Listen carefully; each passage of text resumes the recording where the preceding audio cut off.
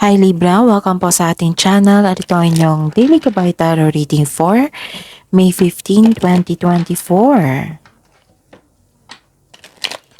Please be reminded po, kung naka-resonate kayo, comment down. Kung hindi kayo naka-resonate, ibigay niyo po sa iba kasi general reading po ito.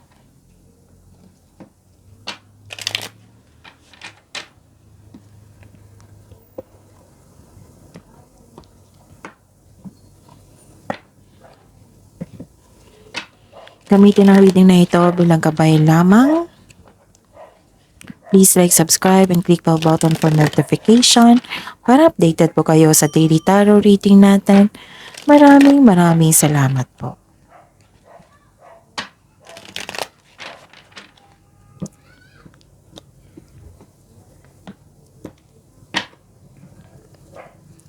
Spirits guys, ano pa mga ganap para sa araw na ito?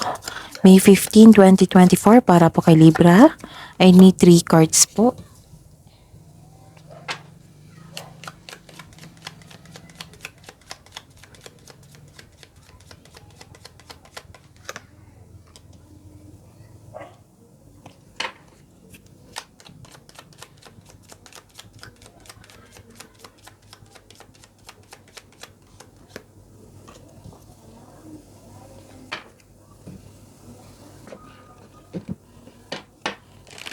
Kuha tayo ng mensahe.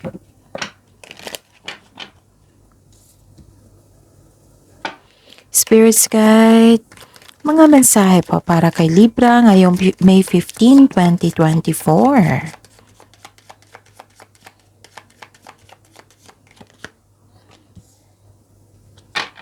Another message po para kay Libra.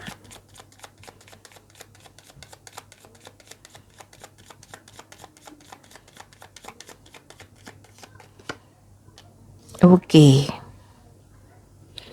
Libra, ngayong May 15, 2024, may nakita ko dito na some of you nagkaroon ng weakness, nawala ng pag-asa, pwedeng nangihina, tapos yung nagkaroon ng fear to take an action, pwedeng nagkaroon ng hesitation po. Kaya nga may nakita ko dito na humihingi ka ng advice sa iyong favorite person. Yes, sa iyong favorite person at nagbigay ito ng loyalty sa inyo and support. Yes, nagbigay ito ng wisdom message sa inyo. Matured person na ito, marami na siyang karanasan. Nagbigay ito ng wisdom message sa inyo, suporta, loyalty. Tapos may nakita kong choices dito. Baka nga na nahihirapan kayo sa paggawa ng malaking desisyon. Kaya humingi ka ng advice, payo sa isang tao. And may nakita ko dito na mag-attend kayo ng special event, pwedeng meeting, pwedeng reunion. Basta po may event, pwedeng social gathering, networking, society. Pwedeng party ito. Tapos may nakita ko dito na parating na expected mo ito. Oo, parating na malaking pera. May parating na malaking pera. Pwedeng opportunity na magbibigay sa inyo ng malaking pera. May nakita kong prosperity dito. This is cash flow. This is, yes, nasabi ko na, prosperity. Basta po malaking pera ito. Pwedeng opportunity ha, nabigyan kayo ng isang opportunity na makapagbigay sa inyo na makareceive kayo ng like for example, yung offer sa inyo na trabaho, malaki ang kanyang sweldo. Basta po nakita ko ditong some of you na busy kasi maraming customer, kliyente, project. Meaning niyan is marami kayong pera, cash flow. So that is prosperity. Ayun.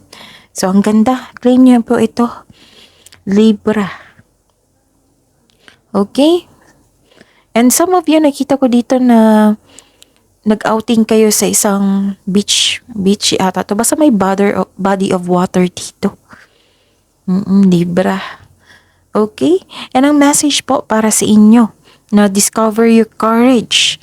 Oh, kailangan maging matatag ka sa bawat pagsubok and face your fears.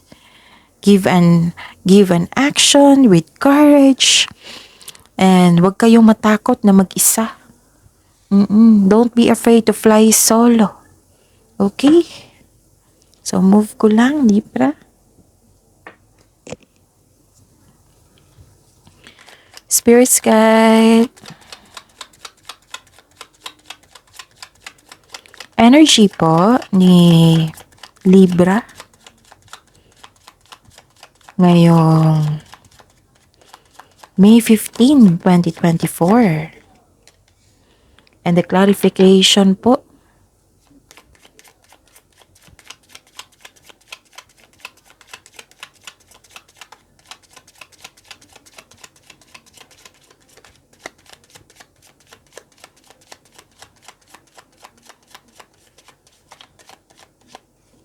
okay. By the way, Libra, baka nagtaka kayo ha, may individual video kayo ngayon.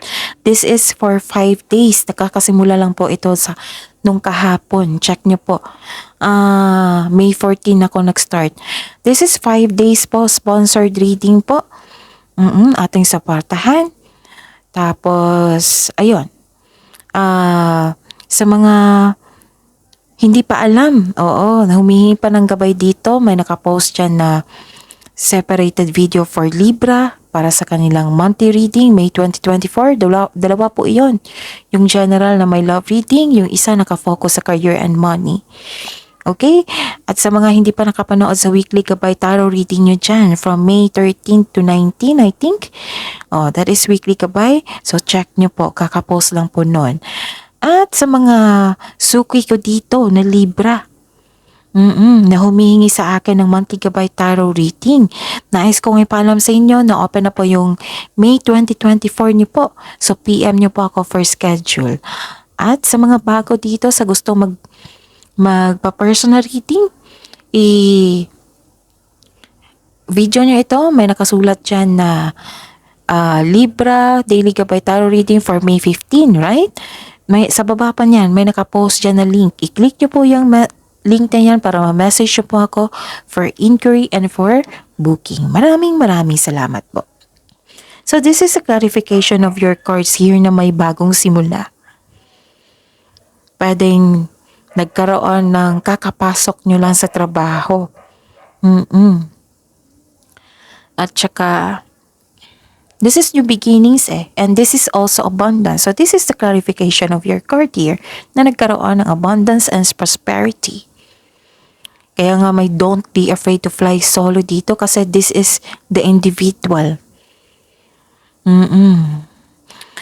And Libra, may parating po na blessings na binigay sa inyo ng universe.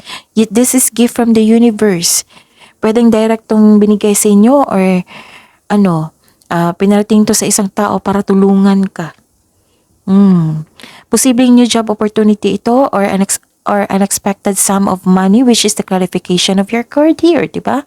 May sabi ko sa inyo na may expected kayo na darating na kaperahan.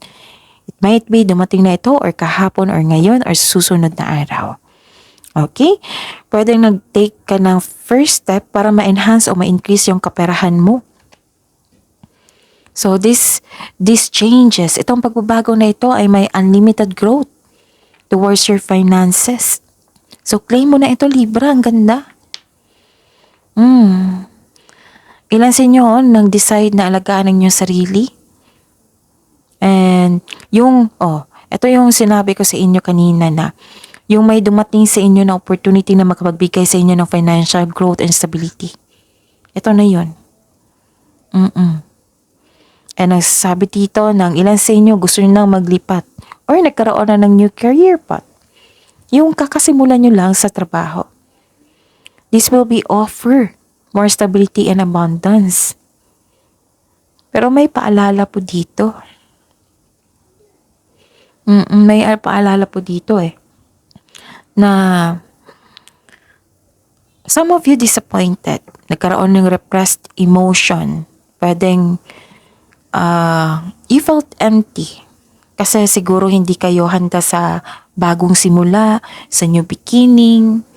And, okay, bago ko makalimutan, sa mga buntis dito or may kakilala kayong buntis na kausap nyo parate, kung hindi maganda ang kanyang energy or pakiramdam ngayon, baka po kailangan ng mag-check up sa doktor.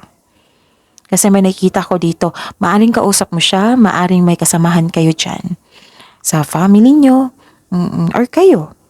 So, kailangan ditong magpa-check up po. Kung pwede po. Tapos ang ilan sa inyo, you felt exhausted due to the other's emotional demands, maraming demand. Kaya, sabi dito, umiwas ka muna sa taong toxic na naghahatid, nagbibigay sa iyo ng stress. May inisip ka rin na nanghinayang ka sa ininvest mo na work or ininvest mo na time and effort pero hindi nagkaroon ng magandang resulta. So, this card asks you to guard your heart. Move on na po tayo kasi ang ganda ng bagong simulan nyo. Oh. Kasi this is, gift from the universe. So, dapat open arms natin tanggapin yan. Okay? Spirit guide. Career and money po. Career and money po ni Libra ngayong May 15, 2024. Libra, career and money. Ngayong May 15, 2024.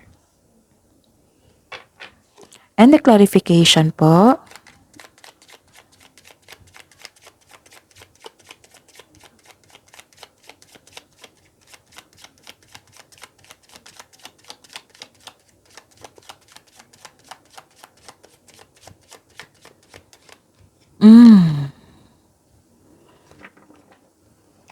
So take these messages ha, na makatulong to sa inyo sa araw nito. Discover your courage.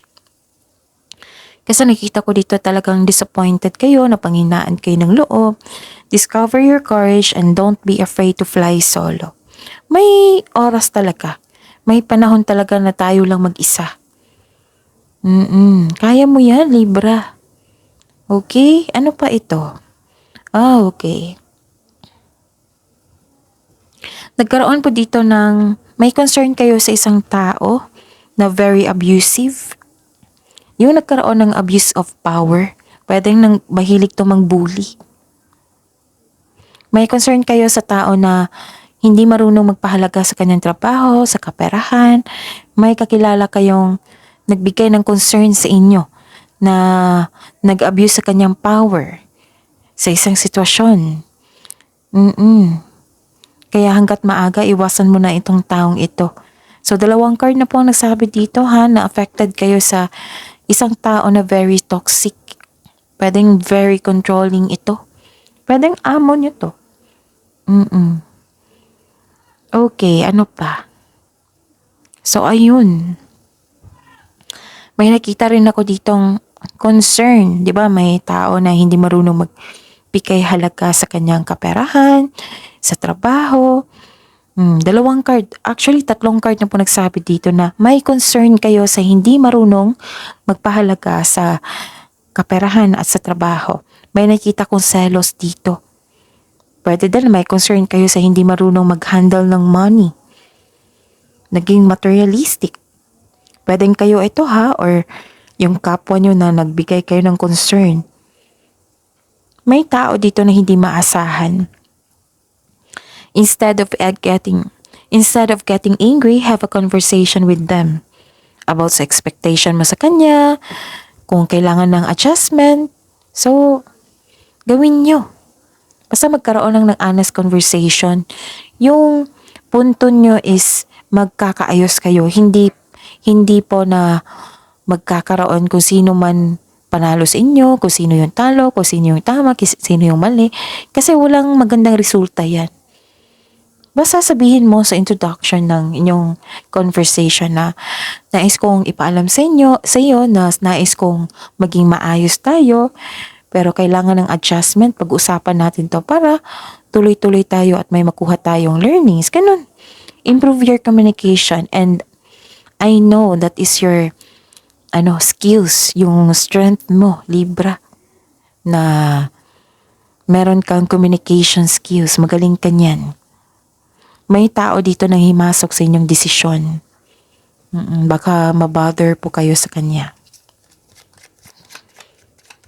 Spirit Sky,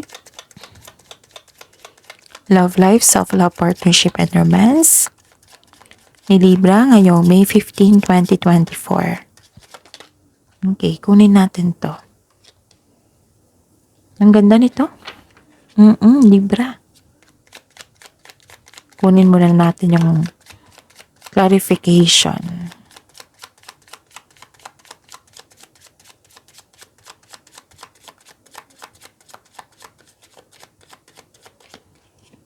Okay.